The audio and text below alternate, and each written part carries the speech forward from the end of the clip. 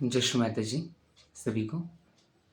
आज हम कुछ पॉइंट लेने वाले हैं। श्री माता जी ने जो भी बताया घर की नकारात्मक बाधा के, तो हम इसको नोट डाउन किए हैं। श्री माता जी ने बताया घर से बाधा नकारात्मक हटाने का तरीका। तो इसके लिए लाल मिर्च, थोड़ा नमक, सरसों के दाने जलाना है। श्री माता ने कहा है लाल मिर्च, थोड़ा नमक और सरसों के दाने जलाना, इन तीनों को एक साथ घर में जलाया जाता है। यदि सामान्य रूप से जलाने पर घर में खांसी होने लगे तो समझिए कि कोई नकारात्मक प्रभाव, ब्लैक मैजिक नहीं है। लेकिन यदि कोई नकारात्मक प्रभाव हो और जलाने पर खांसी न आए तो आप उस घर में सामान्य रूप से सांस ले पाएंगे। यह नकारात्मक प्रभाव हटने का संकेत है। कैसे करना है? 3-4 लाल मिर्च पर्याप्त होती है। यह उपचार 3-4 दिन या 5 दिन तक किया जा सकता है। तीव्रता के अनुसार जब तीव्रता कम हो जाए तो इसे बंद कर सकते हैं। सहज उपचार बॉडी भारत 24 जनवरी 1981 में ये वाली कहा था। अभी विष्णु चक्र के लिए नमक उपचार। श्रीमती ने कहा है सुबह और शाम नमक वाले पानी से ग्राय करना। जैसे हम नमक पानी, गुनगुना पानी लेते हैं और उसे ग्राय करते हैं ना, यह भी विशुद्धि के लिए अच्छा होता है। ठीक है, अब दूसरा ले लें। सोराइसिस का इलाज बहुत सरल है। यदि आपने पेट के अंदर बर्फ लिए तो पिघलने पर गर्मी उत्पन्न होती है, इसलिए अंदर न लें। बेहतर है कि बाहर से प्रयोग करें। जो श्रीमद ने कहा है कि अगर आप बर्फ लेते हैं तो वो अंदर से गर्मी पैदा करता है। वो है ठंडा पर अंदर जाते ही वो गर्म करता है। इसलिए आप लीवर पर, दाएं लीवर होता है ना, तो दाएं लीवर के ऊपर स्पंदित नमक के साथ बर्फ लगाए, आपका अस्थमा भी ठीक हो जाएगा। यह पेरिटोनियम के सूखापन के कारण होता है। श्री माता जी ने यह डॉक्टरों से बातचीत के मिर्गी के बारे में नई दिल्ली, भारत 4 नवंबर 1986 में किए थे। दूसरा एक और श्री माता जी की अमृतवाणी, समस्याओं का दृष्टिकोण।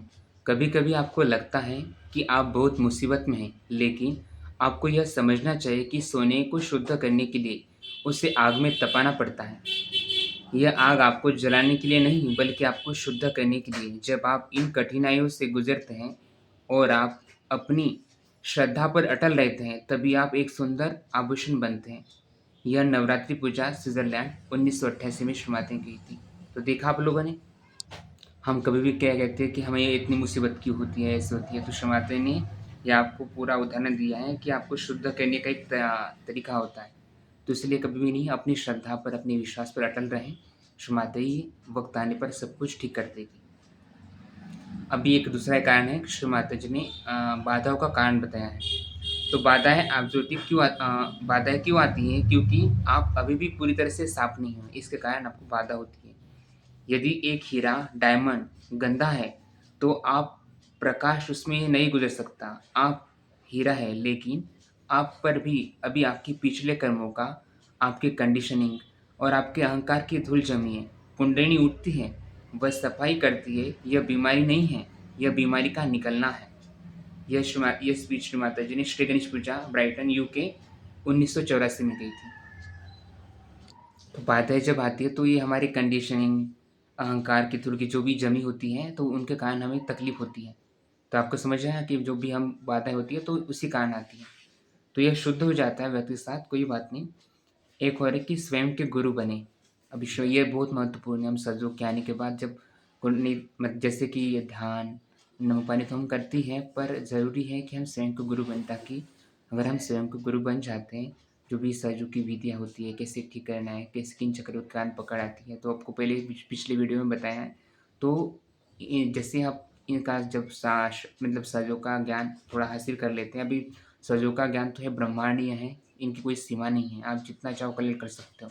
पर क्या है कि चक्रों और नाड़ियों का ज्ञान आपको होना ही चाहिए, ताकि आप खुद के डॉक्टर, खुद के गुरु बन सके। आपकी समस्या आपको समझ आ सके कि इस कारण मुझे ये समस्या हो रही है, उससे आप ठीक कर सकें।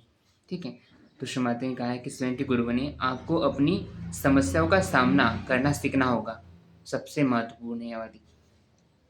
आप हर छोटी छोटी बात के लिए मेरे पास नहीं दौड़ सकते। आपको अपनी समस्याओं का समाधान स्वयं खोजना है। होगा, क्योंकि जब आप आत्म साक्षात्कारी हैं, आपके पास शक्ति है, आपके पास वाइब्रेशंस हैं, उनका प्रयोग करें। जब आप अपनी समस्याओं को सुलझाते हैं, तो आप बढ़ते हैं। यह स्पीच माता जी ने गुरु पूजा अष्टिया 1985 में कही थी। तो देखा आप लोगों ने, तो ऐसा ही होता है कि जब हम इस बाधा होती है, तो हर एक क्या होता है कि कोई हमारे दूसरी नज़र से देखता है कि वो कोई करता नहीं है, करता है कि वो हमारे अंदर ही रहती है बाधा। आपने श्री माता की स्पीच सुनी होगी, आप में देवगन भी है, मतलब भगवान भी है, राक्षस भी है, तो आपको किसका रास्ता चुनना है। तो ये जो हमारी बाधा है, कंडीशनिंग, अहंकार, ये जो हमारे पिछले जो कर्म होते हैं, उनके कारण हमें तकलीफ होती रहती है। तो ये वक्त के साथ धीरे धीरे कम हो जाती है। जैसे जैसे आप सजों का ध्यान, नमक पानी, जो भी आप है ना, वो करते रहेंगे, तो वो धीरे धीरे कम हो जाएगी। बस आपको सब्र रखना है। वो एक दिन ऐसा आएगा कि आपकी सारी बाधाएं निकल जाएगी। इसलिए संतुष्ट बनाए रखें। तीसरा है दुखा मुख्य द्वार, आज्ञा चक्री की पकड़, ये वाली इसका बोध है।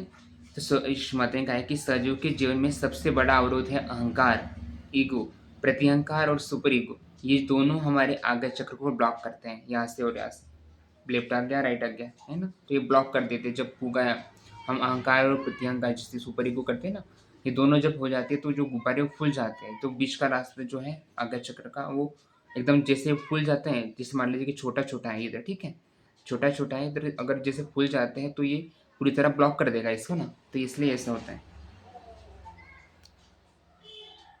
तो जिससे हम ईश्वरीय मार्गदर्शन से कट जाते हैं। अहंकार और अत्यधिक विचार, राइट साइड, जब हम बहुत सोचते हैं या भविष्य की चिंता करते हैं, तो हमारा लीवर खराब हो जाता है और स्वभाव चिड़चिड़ा हो जाता है।